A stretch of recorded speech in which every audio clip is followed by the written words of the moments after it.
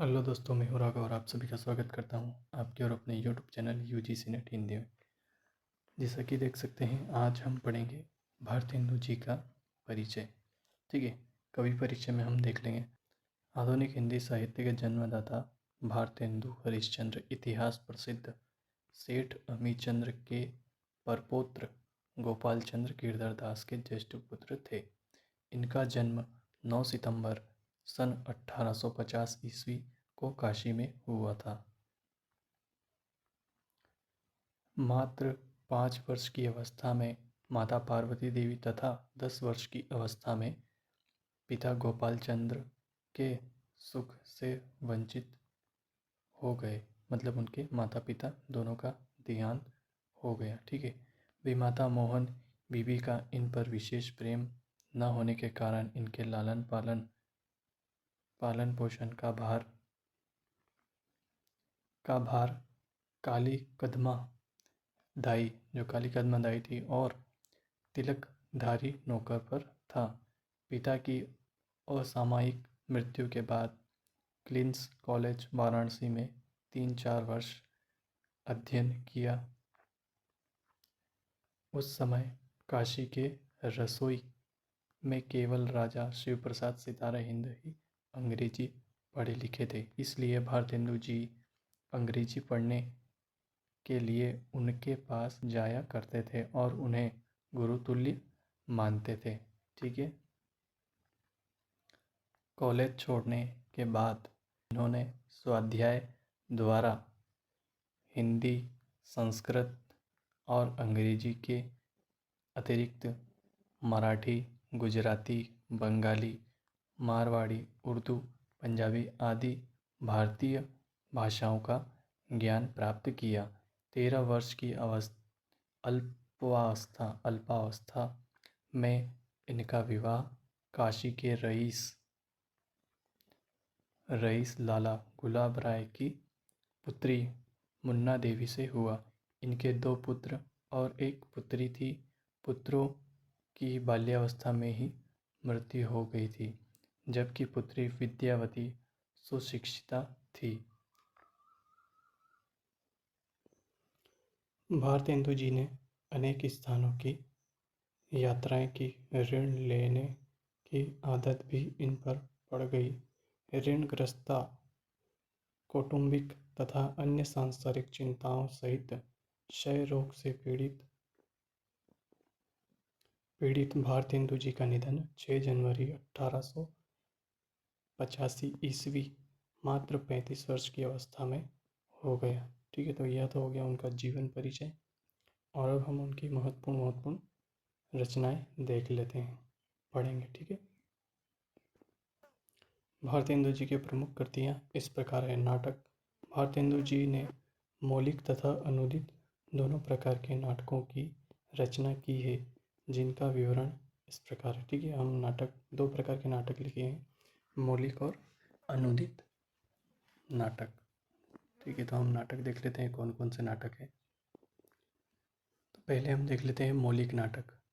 नील देवी, सत्य हरिश्चंद्र, श्री चंद्रावली, भारत दुर्दशा, अंधेर नगरी, वैदिक हिंसा न भवति, विशेष विषमोषधम, सती प्रथा, प्रेम जोगनी, यह इनके मौलिक नाटक हैं। अब हम देखेंगे अनूदित नाटक कौन कौन से हैं। अनूदित नाटक देख लेंगे हम। रत्नावली, मुद्रा राक्षस, भारत जननी, विद्या सुंदर, पाखंड विडंबन, दुर्लभ बंधु, कपूर मंजरी, धनंजय विजय। ठीक है, तो यह इनके अनूदित नाटक और इनकी रचनाएं हम देख लेंगे। हम देख लेते हैं हम जो इनके निबंध संग्रह, कौन कौन से निबंध संग्रह है। ठीक है, तो परिहास वंचक, सुलोचना, मदालसा, लीलावती, दिल्ली दरबार दर्पण। ठीक है, ये थोड़ी प्रिंटिंग मिस्टेक आ गई, दरबार हो गया, ये दरबार दर्पण है ना, दिल्ली दरबार दर्पण। और एक और निबंध है, भारतवर्ष उन्नति कैसे हो सकती है। ठीक है, यह निबंध संग्रह है, इन्हीं के अंदर मिलेगा। आगे हम देख लेते हैं भारतेंदु जी ने इतिहास संबंधी भी कुछ रचनाएं की है। महाराष्ट्र देश का इतिहास, अग्रवालों की उत्पत्ति, कश्मीर कुसुम, यह 3 रचनाएं जो है इन्होंने इतिहास, भारत के इतिहास पर जो रचना लिखी है। यात्रा वृत्तांत देख लेते हैं। इन्होंने 2 यात्रा वृत्तांत जो कि महत्वपूर्ण है, लखनऊ यात्रा और सरयू पार की यात्रा। यह 2 यात्रा वृत्तांत भारतेंदु जी द्वारा रचित है और यह प्रमुख रचनाएं। जीवनियाँ देख लेते हैं इन्होंने। जीवनियाँ कौन कौन सी लिखी है? जयदेव सूरदास की जीवनी, महात्मा मोहम्मद, ठीक है।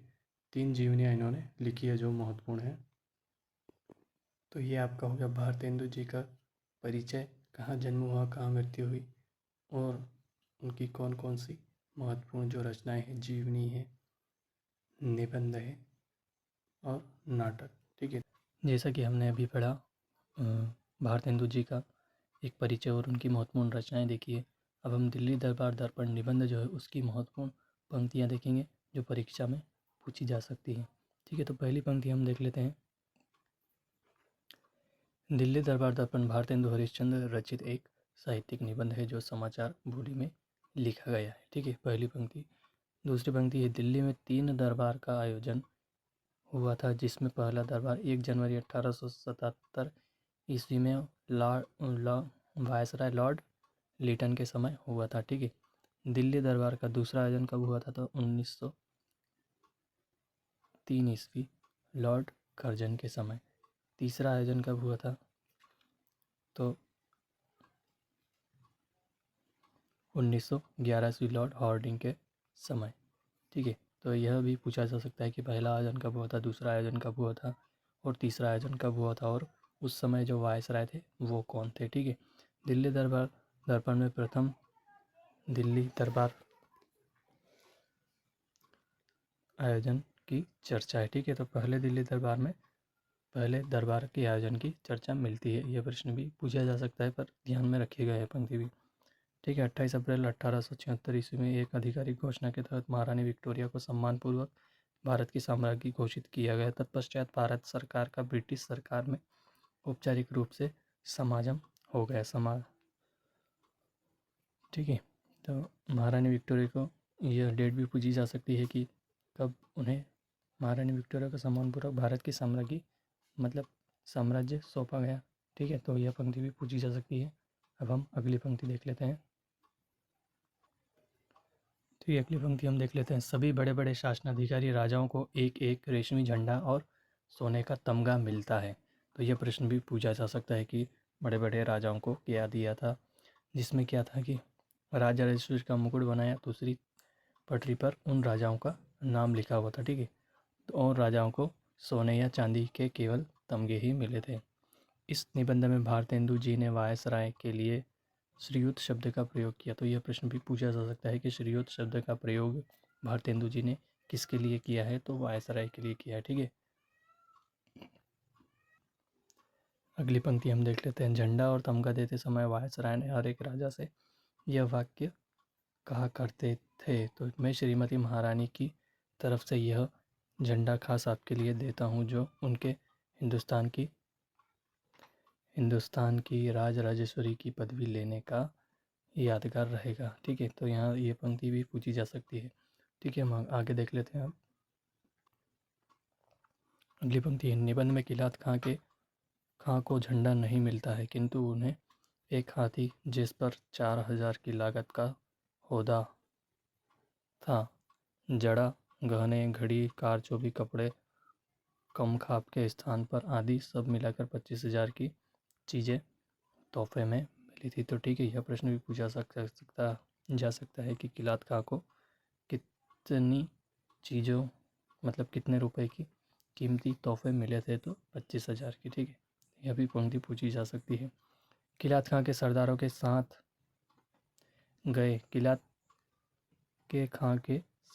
गए सरदारों को किश्तियों में लगाकर कितने रुपए की चीज़ें दी गई थी? तो यह प्रश्न भी पूछा जा सकता है, नोट डाउन कर लीजिएगा। 10,000 रुपए की, ठीक है। अगली पंक्ति हम देख लेते हैं। यह पंक्ति भी पूछी जा सकती है।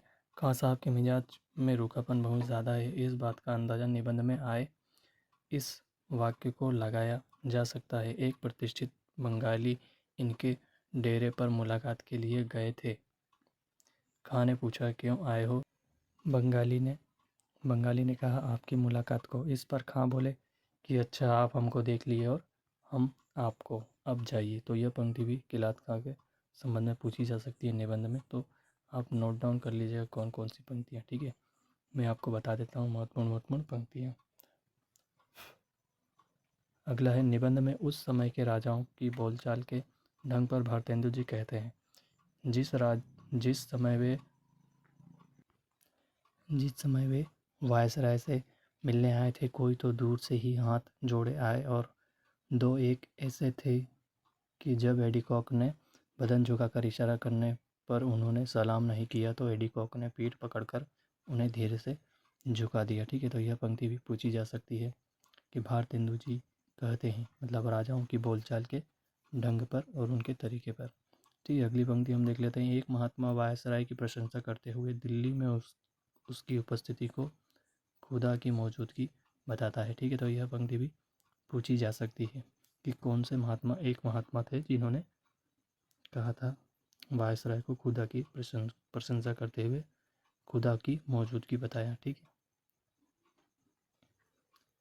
है, अगली पंक्ति हम देख लें। निबंध में नवाब लुहारू की अंग्रेजी बातचीत हास्यास्पद बताई गई है। वह अंग्रेजी के कायदे और मुहावरे का हाथ पांव तोड़ देता है। नवाब लुहारू अरबी और फारसी में एक ग्रंथ भी रचा है जो श्रीयुत वायसराय को सुनाना चाहता है। ठीक है, तो यह भी पूछा जा सकता है कि नवाब लुहारू अरबी और फारसी में पद्य ग्रंथ की रचना की थी। ठीक है, तो यह भी पूछा जा सकता है पंक्ति में।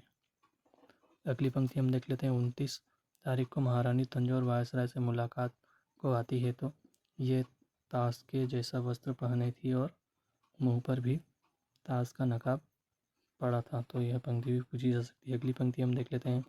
महारानी के साथ उनके पति राजा सखाराम साहिब और लड़के के अलावे उनकी अनुवादिका मिसेस फर्थ भी थी। ठीक है, ये पंक्ति भी पूछी जा सकती है कि राजा के साथ, महारानी के साथ उनके पति राजा सखाराम और कौन कौन आया था। ठीक है, अगली पंक्ति देख लीजिए। महारानी अपनी भाषा की बोलचाल में बेगम भोपाल की तरह चतुर न थी, इसलिए वायसराय से ज़्यादा बातचीत मिसेस फर्थ ही करती थी।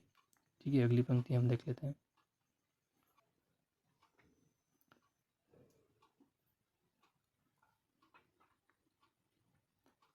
अनुवादक मिसेस फर्थ को श्रीयुत वायसराय ने मन भावनी अनुवादक की संज्ञा प्रदान की। ठीक है, यह प्रश्न भी पूछ सकते हैं कि अनुवादक मिसेस फर्थ को श्रीयुत ने कौन सी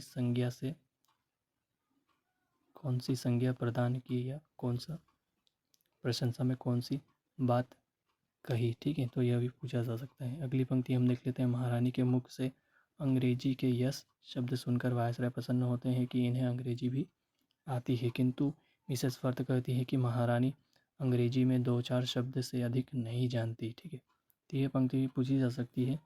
अगला देख लेते हैं हम। दिल्ली दरबार दर्पण 1 जनवरी को एक बड़े से मैदान में नगर से 5 मील पर हुआ था। दरबार के बीच में वायसराय का षटकोण चबूतरा था। इस दरबार में 63 शासनाधिकारी को चबूतरे पर जगह मिली थी। ठीक है, तो कितने राजाओं को जगह मिली थी? तो 63 शासनाधिकारियों को जगह मिली थी। और कितने राजा आए थे? तो 63 शासनाधिकारी राजा आए थे दिल्ली दरबार में। ठीक है, 63 शासनाधिकारी राजा दिल्ली दरबार में पहुंचे थे। तो पहले हैं महाराजा अजयगढ़, बड़ौदा, बीजावर, भरतपुर, चरखारी, दतिया, ग्वालियर, इंदौर, जयपुर, जम्मू, जोधपुर, करौली, किशनगढ़, पन्ना, मैसूर, रीवा, उड़छा, महाराणा, उदयपुर, महाराव, राजा अलवर, बूंदी, महाराज राणा झलावर, राणा धौलपुरी, राजा बिलासपुर, भमरा, बिरोदा, चंबा, छतरपुर, देवास, धार, फरीदकोट, नीत, कलौदा, कुचबिहार, मंडी, नाभा, नाहर, राजपीपला, रतलाम, समरत, सुकेत, टिहरी, रावा, जिगनी, ओरी, नवाब टोक, नवाब पटौदी, मलेरकोटला, लुहारू, जूनागढ़, जोरा, जूनाना, बहावलपुर, जागीरदार अलीपुरा, बेगम भोपाल, निजाम हैदराबाद, सरदार कलसिया ठाकुर, साहिबा, भावनगर, मुरबी, पिपलोदा, जागीरदार, पालदेव, मीर, खैरपुर, महंत, कादमा, नंदगांव और जाम नवानगर से राजा, यह सभी 63 राजा तो थे वो आए हुए थे। ठीक है, तो 63 राजाओं में से कहीं से भी नाम भी पूछा जा सकता है किसी का भी। तो कौन से नंबर पर, तो कहाँ से कहाँ तक के राजा थे, तो पहला नाम आप याद रख लीजिएगा और अंत के 2-3 नाम भी आपको याद रखने पड़ेंगे, थोड़ा ध्यान रखिएगा, नंदगांव और जामनगर। ठीक है, तो यह चीज़ें, इनमें से राजा कौन कौन थे यह भी पूछे जा सकते हैं। अगली पंक्ति हम देख लेंगे। दिल्ली दरबार के लिए आयोजन महोत्सव में तमाशा देखने या गवर्नमेंट की नेमत पर आने वाले लोगों की करीब 3000 संख्या थी वह 3000 थी। दरबार में दक्षिणी तरफ की करीब 15,000 से ज़्यादा सरकारी फौजें तैनात थी। तो यह प्रश्न भी पूछा जा सकता है। ठीक है, कितनी फौजें तैनात थी या कितनी संख्या में लोग वहाँ गवर्नमेंट के आए थे। ठीक है, अगली पंक्ति हम देख लेते हैं। दिल्ली दरबार सिंहासन पर श्रीयुत के साथ लेडी लिटन और उनके 2 बालक आए थे। श्रीयुत ने जैसे ही राज सिंहासन वाले मनोहर चबूतरे पर चढ़ने लगे तो ग्रांड मार्च का बाजा बंद हो गया और national anthem God save the queen अर्थात इसका अर्थ है ईश्वर महारानी को चिरंजीवी रखे बजने लगा। ठीक है, तो वह धुन में उसमें महारानी को चिरंजीवी रखने का, तो यह पंक्ति भी पूछी जा सकती है कि लेडी लिटन और उनके साथ कौन कौन आए थे। ठीक है, तो हाल ही में पार्लियामेंट की जो सभा हुई उनमें एक एक्ट पास हुआ जिसके द्वारा महारानी विक्टोरिया को यह अधिकार मिला कि यूनाइटेड किंगडम और उनके अधीन देशों को राज संबंधों, पदवियों और प्रशस्तियों में जो कुछ चाहे बढ़ा लें। मतलब उनको यह अधिकार मिल गया कि कोई भी पद वह नियुक्त कर सकती है। ठीक है, अगली पंक्ति देख लेते हैं। पार्लियामेंट में यह नियम भी बना कि यूनाइटेड किंगडम और उसके अधीन देशों के राज्य संबंधी पदवियों में महारानी विक्टोरिया के प्रस्तावित में लैटिन भाषा में इंडियन एम्पेरिटिनिक्स हिंदुस्तान की राजराजेश्वरी तथा अंग्रेजी भाषा में एम्प्रेस ऑफ इंडिया वाक्य दिया जाए। ठीक है, अगली पंक्ति हम देख लेते हैं। महारानी विक्टोरिया के महोत्सव में चीफ हेरल्ड राजा आज्ञा को अंग्रेजी में पढ़ा तथा फॉरेन सेक्रेटरी ने उर्दू में तर्जुमा अनुवाद कर दिया। ठीक है, तर्जुमा का अर्थ है अनुवाद।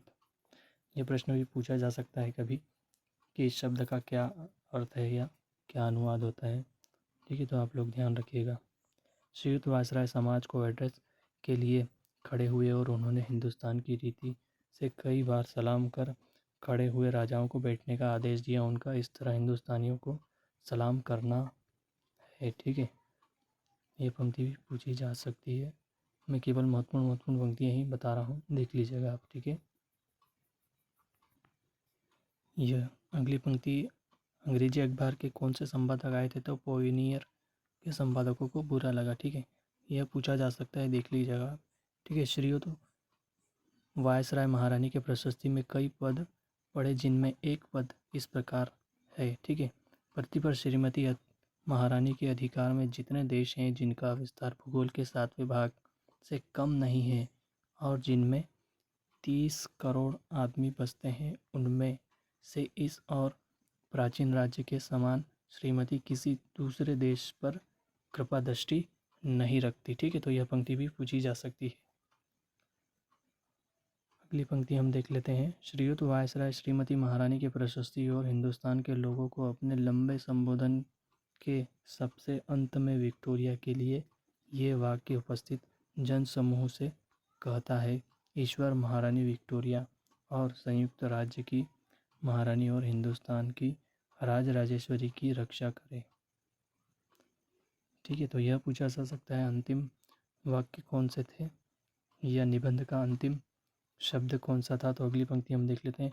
उपरोक्त कृपामय वाक्यों के बाद नेशनल एंथम बाजा बजा और सेनाओं ने 3 बार हुर्रे शब्द की आनंद ध्वनि की और जो दिल्ली दरबार लगा था वह समाप्त हुआ और अपने अपने घर चले गए। ठीक है, तो यह महत्वपूर्ण पंक्तियाँ हमने बता दी है आपको परीक्षा की दृष्टि से। ठीक है, अगर आपको यह वीडियो अच्छा लगा हो तो लाइक कीजिएगा और हमारे चैनल को सब्सक्राइब कीजिएगा।